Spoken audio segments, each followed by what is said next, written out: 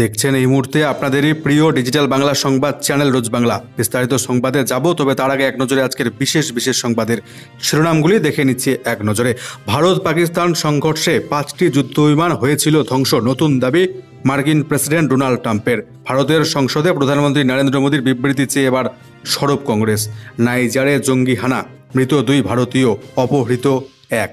Britain মালদ্বীপ সফরে যাচ্ছেন ভারতের প্রধানমন্ত্রী নরেন্দ্র মোদী।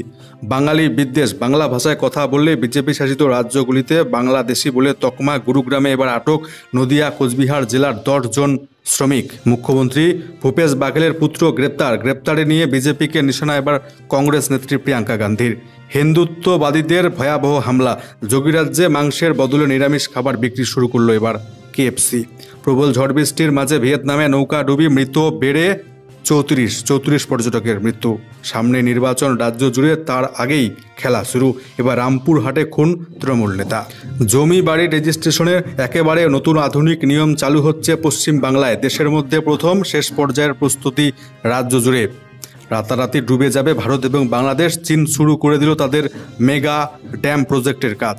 সংকটে ভারত এবং বাংলাদেশ। অপরদিকে উত্তরপ্রদেশ, যোগী রাজ্য উত্তরপ্রদেশে কানোয়া যাত্রার মাঝে ধুন্ধুমার কাণ্ড। সিআরপিএফ জওয়ানকে মাটিতে ফেলে বেধড়ক পেটালো পুণ্যার্থীরা। অবশেষে গ্রেপ্তার 7। বিভিন্ন জেলায় ভারী থেকে অতি ভারী বৃষ্টিপাতের সতর্কবার্তা, কমলা সতর্কবার্তা 5টি জেলায়। আপনার জেলার আবহাওয়া কেমন থাকবে জানাবো আপনাদেরকে বিস্তারিত জানতে শেষ পর্যন্ত জুড়ে থাকুন। চ্যানেলটিতে নতুন এসে থাকলে অবশ্যই সাবস্ক্রাইব করে পাশের বেল আইকনে ক্লিক করবেন, লাইক করবেন, শেয়ার করে সাপোর্ট বজায় রাখবেন। আপনার যে কোনো ধরনের মতামত, কী ধরনের সংবাদ দেখতে চান কমেন্ট বক্সে লিখে জানাতে ভুলবেন না। ভারত পাকিস্তান সংঘর্ষে ধ্বংস হয়েছিল 5টি যুদ্ধবিমান, নতুন দাবি করলেন মার্কিন প্রেসিডেন্ট ডোনাল্ড ট্রাম্প। ভারতের সংসদে প্রধানমন্ত্রী নরেন্দ্র মোদীর বিবৃতি চেয়ে সরব এবার কংগ্রেস। ডোনাল্ড ট্রাম্পের মধ্যস্থতাতেই থেমেছে ভারত পাকিস্তান যুদ্ধ, ফের দাবি করলেন ডোনাল্ড ট্রাম্প। আর এবার এক ধাপ এগিয়ে মার্কিন প্রেসিডেন্ট জানিয়ে দিলেন ভারত পাকিস্তান সংঘাতে 5টি যুদ্ধবিমান ধ্বংস হয়েছিল। ভারতের সংসদের বাদল অধিবেশন শুরুর ঠিক আগে ডোনাল্ড ট্রাম্পের এই নয়া দাবিতে ফের রাজনৈতিক উত্তাপ চড়েছে ভারত জুড়ে। শনিবার কংগ্রেসের দাবি, গত 70 দিন ধরে মোট 24 বার ডোনাল্ড ট্রাম্প ভারত পাক যুদ্ধবিরতি নিয়ে কৃতিত্ব দাবি করেছেন। এবার স্বয়ং ভারতের প্রধানমন্ত্রী নরেন্দ্র মোদীর সংসদে বিবৃতি দিয়ে গোটা বিষয়টি স্পষ্ট করা উচিত। লোকসভার বিরোধী দলনেতা তথা কংগ্রেস সাংসদ রাহুল গান্ধী এদিন এক্স হ্যান্ডেলে লিখেছেন, মোদিজি, এই 5টি জেটের নেপথ্যে সত্যিটা কি দেশের মানুষ, দেশের জনতার জানার অধিকার রয়েছে। সুর চড়িয়েছেন তৃণমূল সাংসদ মহুয়া মৈত্র। তিনি বলেছেন, দেশের করদাতাদের অর্থে রাফাল বিমান কেনা হয়েছিল $25 কোটি বিনিময়ে। আমরা জানি অন্তত একটি রাফাল বিমান ভেঙে পড়েছিল। এখন ট্রাম্প বলছেন 5টি জেট ধ্বংস হয়েছিল। অপারেশন সিন্দুর পরবর্তী তথ্য কি দেশের মানুষের প্রাপ্য নয়? তবে ভারত নাকি পাকিস্তান, ঠিক কোন দেশের ওই 5টি যুদ্ধ বিমান ধ্বংস হয়েছিল তা স্পষ্টভাবে জানাননি ডোনাল্ড ট্রাম্প। ভারতীয় বায়ুসেনার ক্ষয়ক্ষতির পরিমাণ নিয়ে দিল্লির শীর্ষ স্তর থেকে এখনও সুস্পষ্টভাবে কিছু জানানো হয়নি। যদিও রাফাল বিমান প্রস্তুতকারী সংস্থা দাসর শীর্ষ কর্তা সম্প্রতি জানিয়েছেন, অপারেশন সিন্দুর চলাকালীন প্রযুক্তিগত ত্রুটির কারণে একটি রাফাল বিমান ভেঙে পড়েছিল। রাতারাতি ডুবে যাবে ভারত বাংলাদেশ। চীন শুরু করে দিল তাদের মেগা ড্যাম প্রজেক্ট। চিন্তা বাড়ল ভারতের। চীন শুরু করে দিল তাদের মেগা ড্যামের কাজ। তিব্বতে ব্রহ্মপুত্র নদের ওপর এই বাঁধের কাজ শুরু করলো চীন। আর এতেই আশঙ্কায় ভারত, কারণ ওই বাঁধ তৈরি হয়ে গেলে এবং তা থেকে হঠাৎ জল ছাড়লে অরুণাচল প্রদেশ, অসম সহ উত্তর পূর্ব ভারতের একটা বিরাট বড় অংশ প্লাবিত হয়ে যাবে সহজে। ডুবে যেতে পারে গোটা বাংলাদেশ। ভারতে যা ব্রহ্মপুত্র নদ নামে পরিচিত, তাই চীনে ইয়ারলুং সাংপো নদী নামে পরিচিত। চীন থেকে প্রবাহিত হয়ে ব্রহ্মপুত্র ভারতে প্রবেশ করেছে। বিগত কয়েক বছর ধরে চীন ওই বাঁধ তৈরির পরিকল্পনা করছিল। এর জন্য বিপুল অর্থ বরাদ্দ হয়ে গিয়েছিল। বেজিং গত ডিসেম্বরে বাঁধ নির্মাণে সবুজ সংকেত দেয়। এরপর গতকাল শনিবার থেকে চীন ওই বাঁধ নির্মাণের কাজ আনুষ্ঠানিকভাবে শুরু করেছে। চীনের দাবি, ওই বাঁধ দিয়ে তারা জলবিদ্যুৎ উৎপাদন করবে, যা তিব্বতের বিদ্যুতের চাহিদা মেটাবে। চীনের অন্যান্য প্রদেশে অতিরিক্ত বিদ্যুৎ সরবরাহ করা হবে। ওই বাঁধে মোট 5টি হাইড্রো পাওয়ার স্টেশন তৈরির পরিকল্পনা রয়েছে চীনের। এর জন্য প্রায় 1.2 ট্রিলিয়ন ইয়ান অর্থাৎ 168 বিলিয়ন ডলার অর্থ খরচ করছে চীন। এই বাঁধ তৈরি হয়ে গেলে তাতে চীনের উপকার হলেও ভারত এবং বাংলাদেশকে তা বিপদের মুখে ফেলে দেবে। চলতি বছরের জানুয়ারি মাসে ভারত চীনের ওই বাঁধ তৈরি নিয়ে উদ্বেগ প্রকাশ করেছিল। সম্প্রতি ভারতের অরুণাচল প্রদেশ রাজ্যের মুখ্যমন্ত্রী পেমা খান্ডুও জানিয়েছিলেন ওই বাঁধ তৈরি হয়ে গেলে তা জল বোমার মতো কাজ করবে, অরুণাচল প্রদেশের মানুষের জীবন বিপন্ন হয়ে যাবে।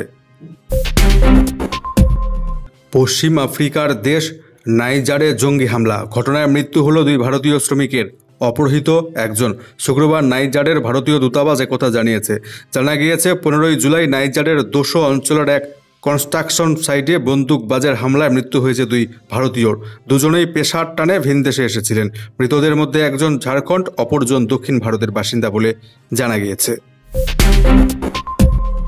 এবার ব্রিটেন এবং মালদ্বীপ সফরে যাচ্ছেন ভারতের প্রধানমন্ত্রী নরেন্দ্র মোদী। ফের বিদেশ সফরে নরেন্দ্র মোদী। আগামী 23 থেকে 26 জুলাই ব্রিটেন এবং মালদ্বীপ সফরে নরেন্দ্র মোদী। তবে প্রথমে ব্রিটেনে যাবেন তিনি। আগামী 23 জুলাই ব্রিটেনের উদ্দেশ্যে রওনা দেবেন নরেন্দ্র মোদী। আমেরিকার সঙ্গে বাণিজ্যিক চুক্তি ঘোষণার আগে ব্রিটেন সফরে যাচ্ছেন নরেন্দ্র মোদী, যা খুবই উল্লেখযোগ্য। সেখানে ভারত ব্রিটেন মুক্ত বাণিজ্য চুক্তিতে সই করবেন মোদী। এই চুক্তির ফলে ব্রিটেনে ভারতে রপ্তানি করা পণ্যের শুল্ক 99% কমে যাবে। সঙ্গে ভারতে ব্রিটেনের হুইস্কি এবং গাড়ির রপ্তানি সহজতর হয়ে উঠবে।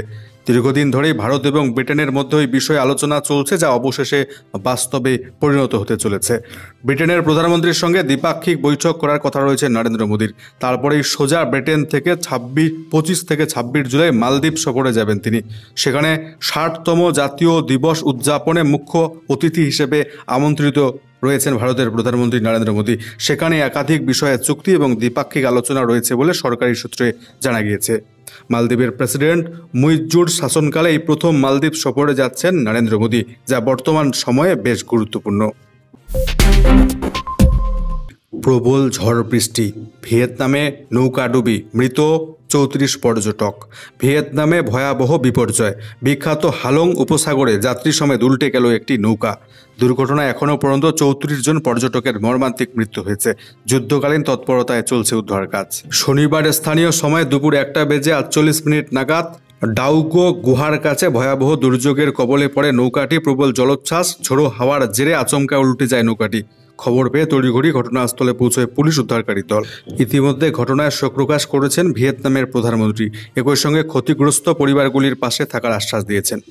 প্রসঙ্গত, ভিয়েতনামের হালং উপসাগর পর্যটকদের কাছে অত্যন্ত আকর্ষণীয় একটি জায়গা। সারা বছর বিশ্বের বিভিন্ন প্রান্ত থেকে বহু মানুষ এখানে আসেন। মুখ্যমন্ত্রী বাঘেল পুত্রের গ্রেপ্তারে নিয়ে বিজেপিকে নিশানা করলেন কংগ্রেস নেত্রী প্রিয়াঙ্কা গান্ধী। আবগারি দুর্নীতি মামলায় ছত্তিশগড়ের প্রাক্তন মুখ্যমন্ত্রী ভূপেশ বাঘেলের ছেলে চৈতন্যকে গ্রেপ্তার করেছে এনফোর্সমেন্ট ডিরেক্টরেট। সেই ঘটনায় ফের একবার বিরোধীদের কণ্ঠরোধের অভিযোগ তুলেন কংগ্রেস নেত্রী প্রিয়াঙ্কা গান্ধী। শনিবার তিনি অভিযোগ করেছেন, নরেন্দ্র মোদীর ঘনিষ্ঠ শিল্পপতির সংস্থার প্রকল্পের জন্য বনাঞ্চল কেটে ফেলার বিষয়টি নিয়ে ভূপেশ বাঘেল বিধানসভায় সরব হতে যাচ্ছিলেন। তার জন্যই তার পুত্র চৈতন্যকে গ্রেপ্তার করেছে এনফোর্সমেন্ট ডিরেক্টরেট। শুক্রবার চৈতন্যের জন্মদিনেই তার বাড়িতে হানা দিয়েছে ইডি আধিকারিকরা। ঘণ্টাখানেক তল্লাশির পর তাকে গ্রেপ্তার করা হয়। চৈতন্যকে আদালতে তোলা হলে 5 দিনের জন্য ইডি হেফাজতের নির্দেশ দিয়েছেন বিচারক। প্রিয়াঙ্কা গান্ধী এদিন এক্স স্যান্ডেলে লিখেছেন, বিজেপি সরকার ছত্তিশগড়ের সমস্ত বনাঞ্চল ওই শিল্পপতির হাতে তুলে দিয়েছে। পরিবেশ আদালতের নির্দেশিকা, পরিবেশ আইন সমস্ত কিছু ভেঙে সে বনাঞ্চল ধ্বংস করা হচ্ছে। প্রাক্তন মুখ্যমন্ত্রী ভূপেশ বাঘেল বিষয়টি বিধানসভায় আলোচনা করতে যাচ্ছিলেন। তাকে থামাতেই ইডি সকালে তল্লাশি চালিয়ে তার ছেলেকে গ্রেপ্তার করেছে। প্রিয়াঙ্কা গান্ধী আরও লিখেছেন, গত 11 বছরে সারা দেশ বুঝে গিয়েছে কিভাবে সাধারণ মানুষ বিরোধীদের দমন কণ্ঠরোধ করা হচ্ছে। তবে এই নীতি ব্যবহার করে সত্যিকে চেপে রাখা বিরোধীদের ভয় দেখানো সম্ভব নয় বলে দাবি করেছেন প্রিয়াঙ্কা গান্ধী। অপরদিকে যোগী রাজ্য উত্তরপ্রদেশে কানোয়ার যাত্রার মাঝে ধুন্ধুমার কাণ্ড, সিআরপিএফ জওয়ানকে মাটিতে ফেলে বেধড়ক পেটালো পুণ্যার্থীরা। কি দোষ ছিল এই সিআরপিএফ জওয়ানের?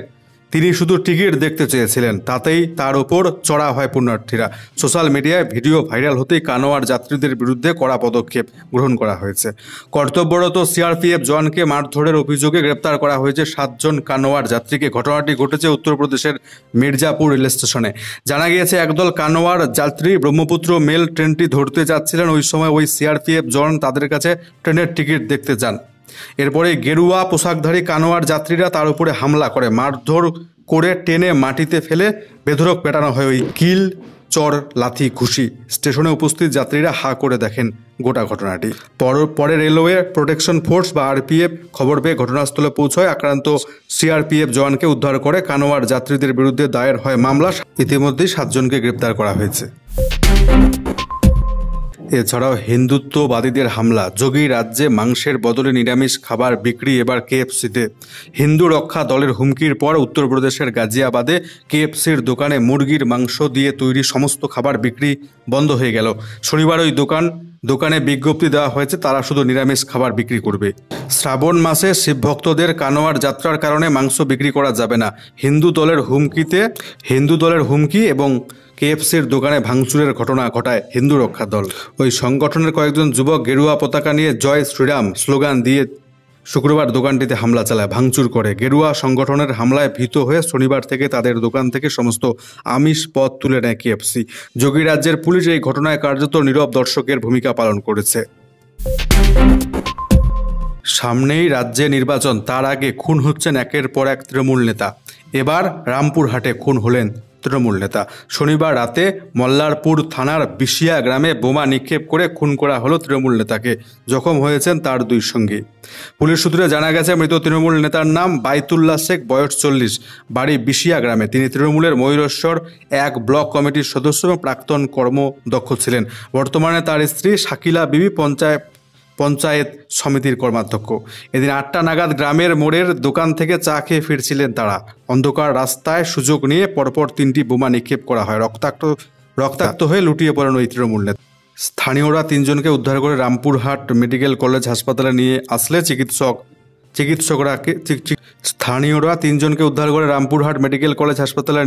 চিকিৎসকরা ওই তৃণমূল নেতাকে মৃত বলে ঘোষণা করেছে। বিজেপির বোলপুর সাংগঠনিক জেলা সভাপতি শ্যামাপ্রদ মণ্ডল জানিয়েছেন, বিশিয়া গ্রামে বিজেপির আমাদের কোনো সংগঠন নেই। যে মারা গেছে সে কাজল গোষ্ঠীর লোক কিনা, আর যে মেরেছে সে অনুব্রত গোষ্ঠীর লোক কিনা খোঁজ নিয়ে দেখুন। নিজেদের গোষ্ঠীদ্বন্দ্ব এবং ভাগ বাটোয়ার জন্য এই খুন। ভারতের বিভিন্ন বিজেপি শাসিত রাজ্যে বাংলা ভাষায় কথা বললেই আটক করা হচ্ছে বাঙালিদের, তকমা দেওয়া হচ্ছে বাংলাদেশি নামে। এবারও বাঙালি বিদ্বেষ। এবার গুরুগ্রামে আটক নদিয়া এবং কোচবিহারের 10 জন শ্রমিক। ভিন রাজ্যে বাংলা এবং বাঙালি বিদ্বেষের ঘটনা ক্রমেই বেড়ে চলেছে। এবার ঘটনাস্থল গুরুগ্রাম। বাংলাভাষী হওয়ায় বাংলাদেশের নাগরিক বলে সন্দেহ বিজেপি শাসিত হরিয়ানায়। সেই কারণেই কোচবিহারের 8 এবং নদিয়ার 2 বাসিন্দাকে পুলিশ আটক করল। শনিবার সকাল 7টা নাগাদ গুরুগ্রামের সেক্টর 65 এলাকায় গিয়ে পুলিশ বাংলাদেশি সন্দেহে 10 জনকে আটক করে।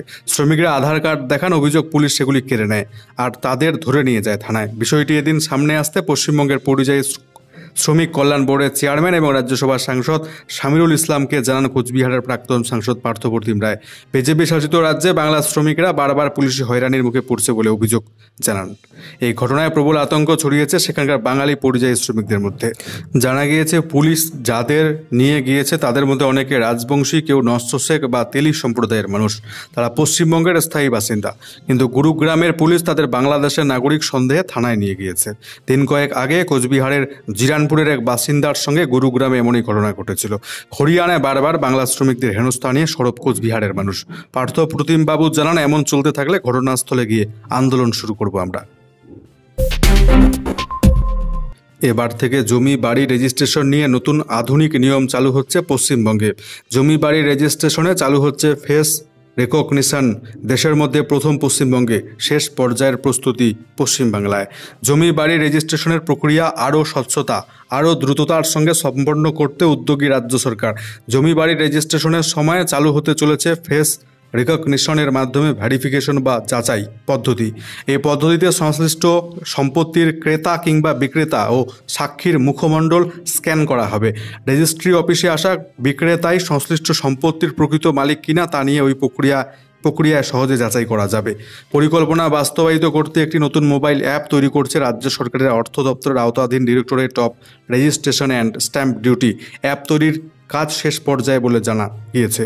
শীঘ্রই নয়া ব্যবস্থা চালু হয়ে যাবে। সেক্ষেত্রে দেশের মধ্যে পশ্চিমবঙ্গে প্রথম জমি বাড়ি রেজিস্ট্রেশনের ক্ষেত্রে ফেস রিকগনিশনের মাধ্যমে যাচাই প্রক্রিয়া শুরু হবে। বর্তমান নিয়মে রেজিস্ট্রেশনের সময় ক্রেতা বিক্রেতা সাক্ষীকে 10 আঙ্গুলের বায়োমেট্রিক দিতে হয়, সেই সঙ্গে তাদের ছবি তুলে রাখা হয়, দিতে হয় সিগনেচার। রেজিস্ট্রি অফিসে রেজিস্ট্রারের সামনে ধাপগুলি সারতে হয়। একইভাবে মুখমণ্ডল স্ক্যান করে এবার থেকে যাচাইয়ের প্রক্রিয়া সারতে হবে রেজিস্ট্রেশন অফিসে। ফলে সংশ্লিষ্ট সম্পত্তির প্রকৃত মালিকই সেই জমি বা সম্পত্তি বিক্রি করছে কিনা তা এবার নিশ্চিতভাবে এবং সহজে যাচাই করা সম্ভব হবে। প্রসঙ্গত, একজনের জমি অন্যজন বিক্রি করে দিয়েছে, এমন ঘটনা অনেক ঘটেছে পশ্চিমবাংলায়। সেক্ষেত্রে জমির প্রকৃত মালিক টেরই পান না যে তার সম্পত্তি বেচে দেওয়া হচ্ছে। নয়া ব্যবস্থা চালু হলে এমন জালিয়াতির কোনো জায়গা থাকবে না বলে দাবি প্রশাসনিক মহলের। এক নজরে রাজ্যের ওয়েদার রিপোর্টটি দেখে নিচ্ছি আমরা। নজর রাখছি শুরুতেই দক্ষিণবঙ্গের জেলাগুলির দিকে।